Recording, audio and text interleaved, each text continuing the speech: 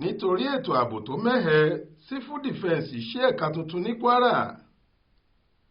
Pẹ̀lú bó ṣe jẹ́ pé kékeré kọ́ ni ìwà ọ̀daràn tó ń fojoojúmọ́ peléke sí i lẹ́kùn gúúsù ìpínlẹ̀ Kwara, àjọ NSCDC ìyẹn àwọn sífù dìfẹ́ǹsì nípìnlẹ̀ náà ti ṣí ẹ̀ka tuntun sílùú Àjàṣẹ́-Èpo níjọba ìbílẹ̀ Ìrẹ́pọ̀dùn lẹ́kùn gúúsù Kwara láti máa mú àwọn tó wà ní agbègbè náà.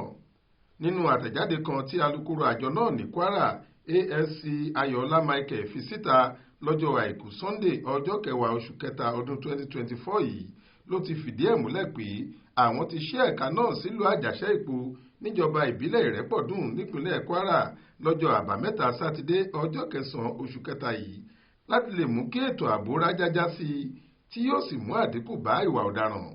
Nígbà tó ń sọ̀rọ̀ níbi ẹ̀ka tuntun ọ̀hún, adarí àjọ náà ní Kwara Umar J. Mohammed sọ pé bí àwọn ṣe ṣí ẹ̀ka tuntun yìí yóò jẹ́ kí ètò ààbò tó péye súnmọ́ aráàlú, pàápàá jùlọ àwọn èèyàn ẹsẹ̀ kùkú. Ó tẹ̀síwájú pé àwọn gbé ọ́fíìsì àwọn lọ sí agbègbè náà láti lè gbógun ti ètò ààbò tó mẹ́hẹ ní ẹkùn ọ̀hún àti Nàìjíríà lápapọ̀, tí ààbò tó péye yóò sì wà fún ẹ̀mí àti dúkìá aráàlú níbi tí wọn yóò ti máa sun oorun àsùn forílé òṣùká.